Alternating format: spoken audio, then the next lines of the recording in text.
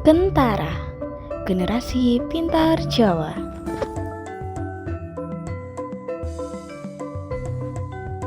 Sugeng enjing, bocah-bocah, dina iki pelajaran basa Jawa bakal dikancani kalih kula nggih. Materine napa nggih, Pak? Nah, dina iki kula bakal nyeritakake ngenani bab asal-usul aksara Jawa. Lho Pak, emang aksara Jawa wonten cerita asal-usule? Sakmengertine kula, aksara Jawa iku asale cuma saka aksara Brahmi. Yo enek lah Ndra, aksara Jawa turunan saka aksara Brahmi. Nanging aksara Jawa iku uga nduweni asal-usul sing menarik banget. Sayange akeh wong sing jarang ngerti. Wah, enggal diceritakake nggih Pak, kula penasaran sangat. Ulun ikut penasaran juga nih. Ayo ceritakannya nah. Oke, langsung tak ceritani wae ya, Cah.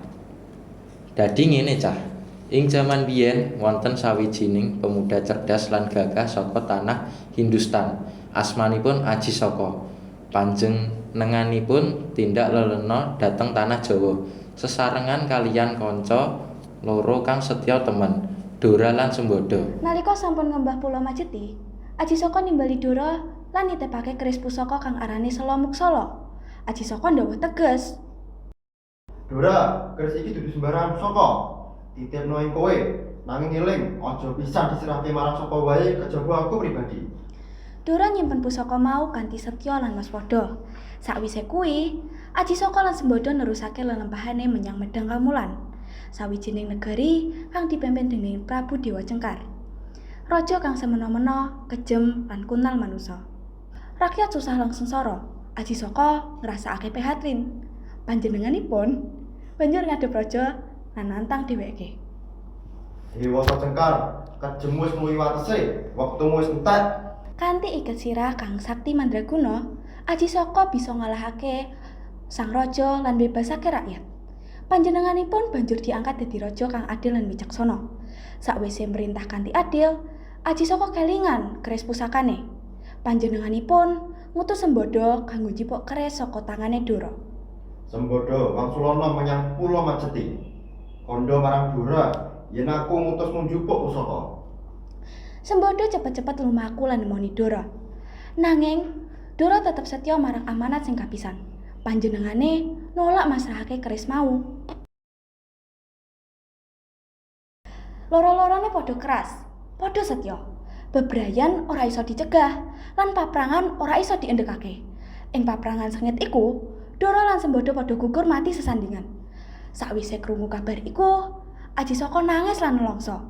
Kanggo ngeling-eling setya lan pangorbanan loro kancane, Gana Caraka, Data Sawala, padha jayanya, moga batanga.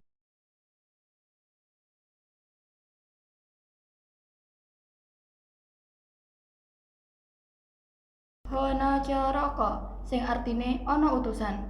Data Sawala sing artine padha berselisih. Padha jayanya sing artine kekuatane padha. Moga batanga sing artine kabeh mati. Nah, wis ngerti toh saiki?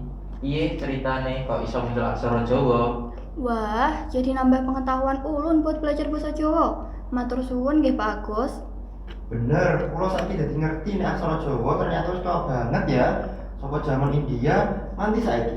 Habiskah mendengarkan cerita tentang aksara Jawa ini, ulun jadi makin semangat kalau belajar bahasa Jawa lebih dalam lagi nah. Wah, kayane kalian pada semangat kabeh ya. Ngono kuwi sing Bapak karepe. Kanggo materi aksara Jawa selanjutnya, ngenani aksara Jawa legena, pasangan, lan sandangan bakal dijelasne kali Bu Ajeng ing pertemuan minggu ngajeng. Nggih Pak, matur suwun. Siap Pak.